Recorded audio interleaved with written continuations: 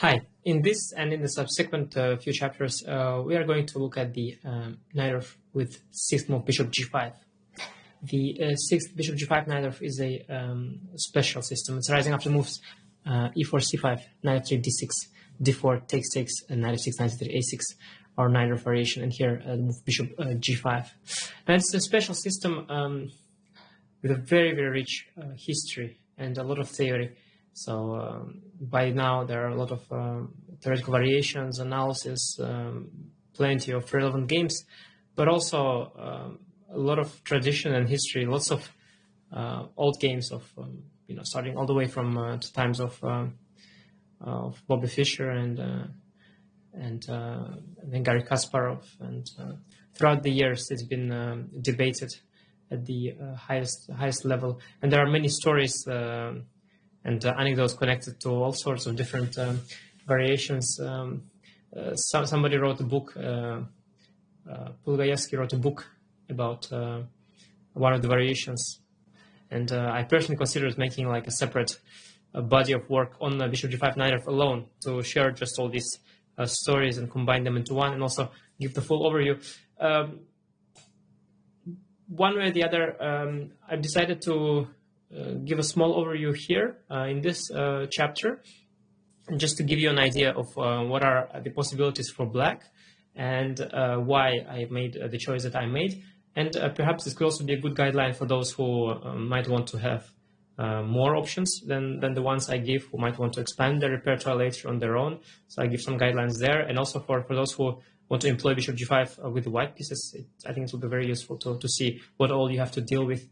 And to say a few words about the system and the type of play we get here, it is very, very sharp. It's the most aggressive move you can make here. So the bishop attacks the knight, and white wants to follow it up with f4 and bring the queen out, usually to f3 or e2, and then castle long, and get this very double-edged play. Usually white castles long and black king goes short, and there are lots of complications. And while this is the most dangerous system for black, it is obviously also the most risky one for white. So it's you can't have it both ways. I've played it a lot with the white and the black pieces, and I've had very different results. I've lost some games with the white pieces as well, even after getting good positions, because the play is very, very sharp and complex. So I know it's not so easy. Anyway, one way or the other, let's just jump into it. So the first choice happens already on move 6. There are a few moves here. So e6 is the main move. Preparing to develop the bishop from f8 eventually. But there are sidelines. There is a move knight c6, which is quite peculiar. It will transpose into the classical Sicilian rouser, and that is the Sicilian with a fifth move knight c6, where white's best or the most popular move is bishop g5, and here black usually plays move e6, but can also start with a6, which will sort of most likely transpose. And I find it a little bit obviously inconsistent to advise knight c6 here, because then you suddenly end up in a different position. And the classical Sicilian, it's very well known for these structures. Let's say after queen d2, e6, long castle, so bishop d7, f4, b5, that's the old line. These structures with bishop takes f6, g takes f6, where you have double the f pawns, and these are generally not the structures we are aiming for in the Neidorf. But knight c6 is definitely an option, especially if you are in, if you are looking to surprise your opponent, because I don't think many people expect this move order. A lot more popular is knight b7, and that's actually a very trendy line. It was shown to me at first by some Dutch theoreticians, my friend Van Burg and his friends, who worked really hard to make this playable. Back in the days, which was, I guess, around over 10 years ago, this was very fresh. There were a lot of interesting positions that were unexplored, but by now this has been played so much that I think the surprise factor is gone, and the theory has expanded so far that there are more and more forced variations that black has to deal with. Now, basically, the idea of knight b7 is to postpone the move e6, perhaps push e5 in one go. So let's say after f4, which is the most naive way of handling it, black can play queen c7, and now let's say queen f3, the standard setup. Here, black can play, for example, h6, and if white plays bishop h4, which is probably not the best move, but the most natural one here, black goes e5 in one go without having played e6. So this is the idea, and this particular position is pretty good for black. But white has a few options. First of all, the move bishop c4, which is traditionally considered as the one option that black allows with this order knight b7. Certainly very dangerous, and also the trendy move queen e2. Trying to reverse the move order, wait for e6, and only then push f4. And here the theory, at least the main line, is h6, kicking the bishop, and after bishop h4, g6, preparing e5 after all, taking that f5 square away. And this was very interesting at first. And it remains interesting, but by now there are so many games that, again, I was considering recommending this line, but I thought it's not very practical. You have to really deal with lots of complications. For example, after f4, e5 takes 6 on castle queen c7, there are many different lines. For example, there is knight b3, b5, rook takes d7, some exchange sacrifice, knight d7, knight d5, and the surprise value is definitely gone. And white has lots of tries like that where black has to really know what he's doing. So I felt this is not very practical, and also not exactly. Not exactly what I wanted, because I wanted to be one step ahead of our opponent, and here we are one step behind. I think most bishop g5 players expecting to be surprised with knight b7, so it's no longer a surprise. e6 is the main move, and after f4, there's a bunch of options. Now, there are systems that are correct, and there are those that are considered dubious. So, there is the Polgayevsky variation b5. There's a book about it, as I've mentioned earlier. It's called The Birth of the Variation. It's a fascinating book, and a fascinating story of how Polgayevsky, in the times before the computer, has developed the theory, and all by himself, sitting behind the board and trying out different moves and playing different games at the highest level at the time. But currently, with just one click, you have the computer, and it just shows you that white is much better after e5 takes queen c7. That's the point of getting out of the pin in a very clever way. ef, queen e5, winning back the piece. And after queen g5, black does have a good dark square control. He has this bishop on f8, which is unopposed. But he is heavily underdeveloped, and so the system turned out to be quite risky. The line goes castle, rook a7, another fascinating rook lift. Now, all this has been devised by Polgayevsky himself. Really remarkable stuff for a pre-computer era, but after queen d3, rook d7, knight e4, which is theory, the variations continue. I believe the main line is queen a5 and then knight f3, and the forced lines continue, but they end quite badly for black. The only question really is whether this is lost by force or just worse, and definitely not something I recommend. Although I do think the most modern players are not that well versed in the theory here, so it could be a surprise weapon, but definitely not something I recommend. I never want to recommend the incorrect systems when there are so many correct ones. I don't really see the point. But for those who want to live dangerously, sure, at least do read the book. Very good stuff by Polgayevsky. Another rare move is the move knight c6, also very bad here. And here black is trying to confuse white by trying to move order him into the classical Sicilian, but this is not good. White can take and play e5. And the complications here are also not good for black. After h6, bishop h4, g5, that's the way to unpin. Fg, knight d5, knight e4, queen b6. This has been debated around 10 years ago. I think Lanier Dominguez played it as black when computers were still not so strong. But then computers found this move c3 a very strong move. The idea is that queen b4 was actually a threat, with the check and the double attack here. And after c3, the complications don't really work out for black. So again, 96 and b5 not very correct. There is the move queen c7, and the problem with that is after takes, we get this rouser structure, and again, it is a very playable structure. Black has the bishop pair and some dark square control, but it is not something I want to be recommending on my knight, of course. So that's there. Also, after queen c7, it is not like black gains too much. White can still go for queen f3 or queen e2 systems. So I'm not sure it's the best. And there is a move knight bd7, which is so-called the Gelfand variation. This, by the way, is an interesting system. It used to be very, very popular at some point, and then had a little, down moment at the top level when black started playing mostly the poison pawn variation, which I will discuss also in a moment. But this is coming back into fashion because black has discovered some new ways, and I've played this also myself against the Sholak. I wanted to surprise him, and I managed.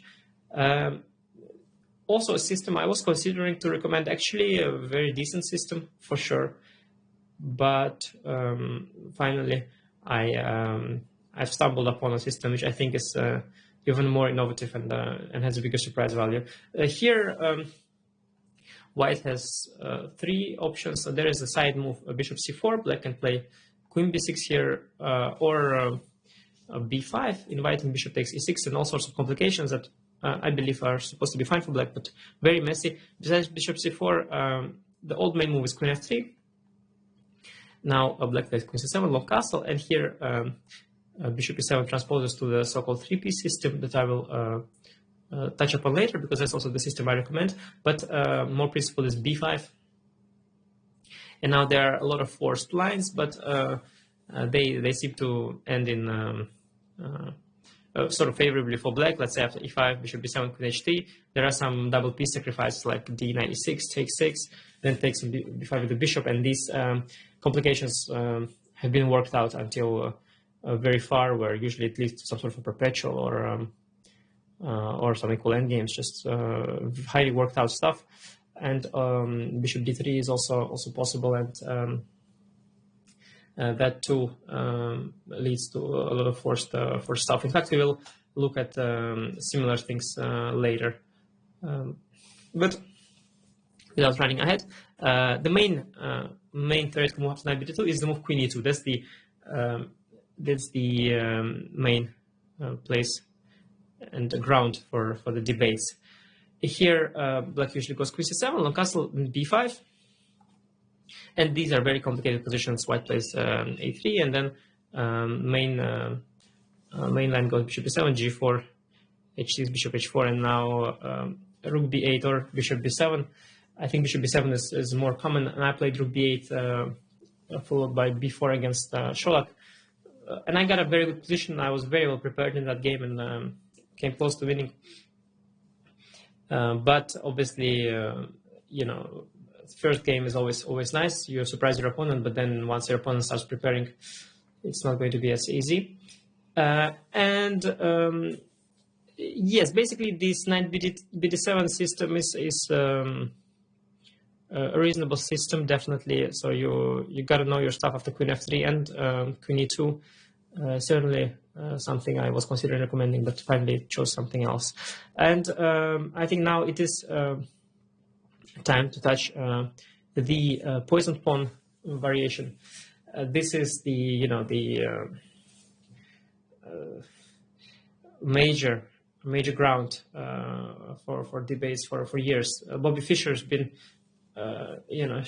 choosing whether to go for it or not. If you look up Bobby Fischer's games against bishop g5, neither obviously was his main opening, so bishop g5 is something he took seriously. Half the games he went for queen b6, the other half he didn't dare. Just a very remarkable system. Also Kasparov employed it. Everybody did. I employed it as a main line. The problem with the poison pawn variation is that while objectively, in terms of correspondence chess, for example, it is completely fine for black. It's been established. There are so many correspondence games. So many people have tried it refuting it with the best engines. By now, it is pretty much a fact that poison pawn variation is sound for black, and the pawn is not entirely poisoned. The problem, however, is that in a practical game, it is not easy to remember all the complications, and if you are on your own, then it is very easy to make a mistake, because the nature of the position is such that usually black lags behind in development. Black has the weaker king, and having that extra pawn is not going to help you much if you are under attack and don't really know what to do. So the top players seem to manage usually, although even at the highest level, the black players time and again confuse stuff or get surprised. But especially for club players or and amateurs, definitely, I would feel bad recommending the poison pawn variation, knowing that. To expect that everybody would remember all my recommendations, and then, if out of book, manage to find all the best moves afterwards, I think that would be lying to all of you and to myself. So I decided not to recommend it.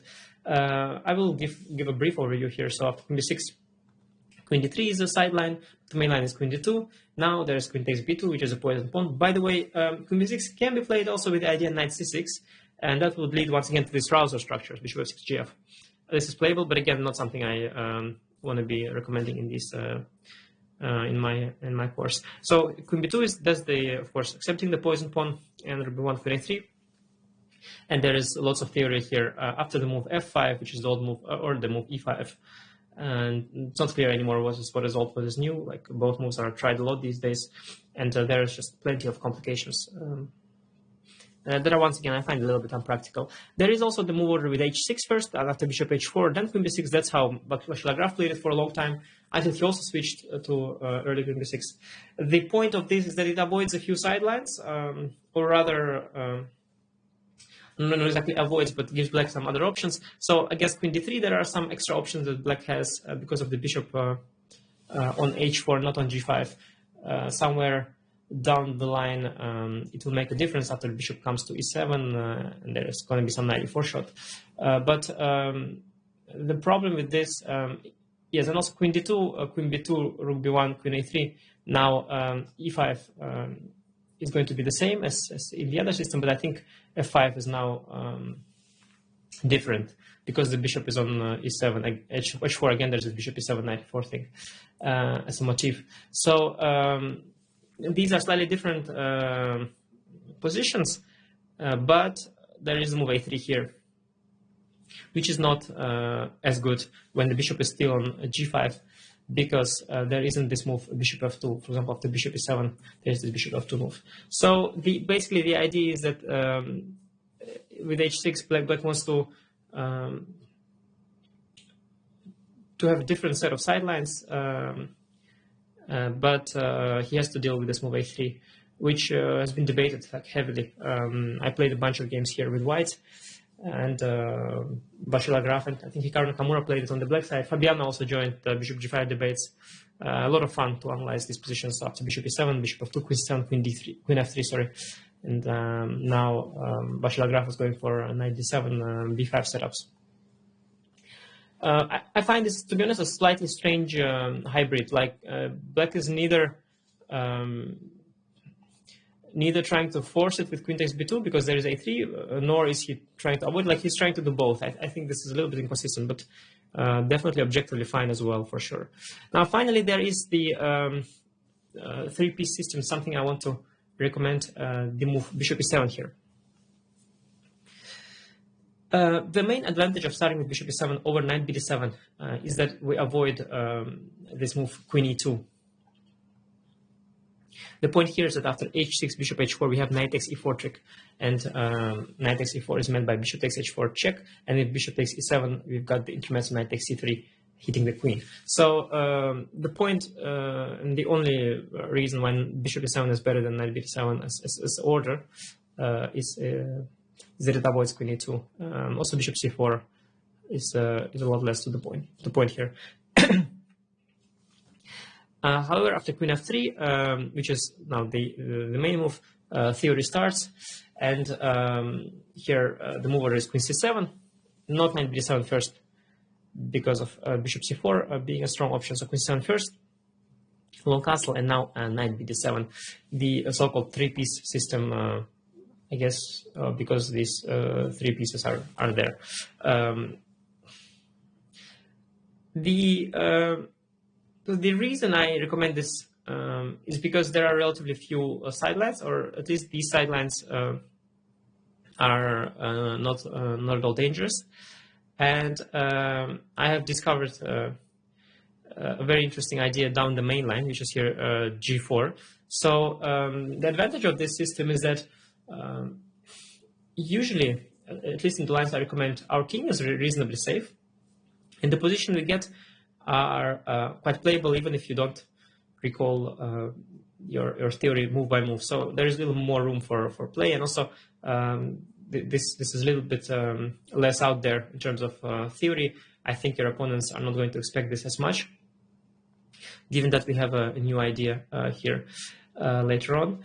And besides G4, big move is Bishop D3, where we do have to know quite a bit of theory, but the theoretical status there is that complications arising after B5, Rook E1, Bishop B7, and then some Knight D5 sacrifices, Knight D5 sacrifices seem to lead to around equal positions after a bunch of complications. So usually white players don't go for this. Instead, they do go for G4, and I think players of different levels know this. Even amateurs, usually those who play Bishop G5, and there are many such, really a lot of such, by the way. Bishop G5, I think, is the most popular system amongst amateurs from what I've checked.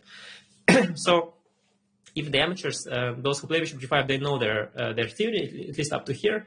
So you will likely encounter this, and so I think it is just a lot more practical to recommend this system. First of all, we know that we most likely get this position on the board and will not have to deal with all kinds of strange sidelines. That is the case with Knight BD7 system, for example. There is this Queen E2 move, and also the position that we are going to be playing.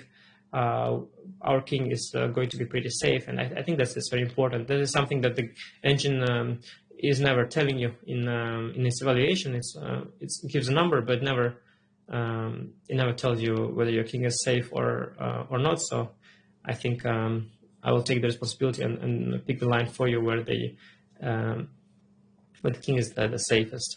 So yeah, that was a short overview of the Bishop G5 matter. Hope it's useful for you. But you know, this is all easy stuff. Just some talking. In the following chapters, we are going to look at some theory.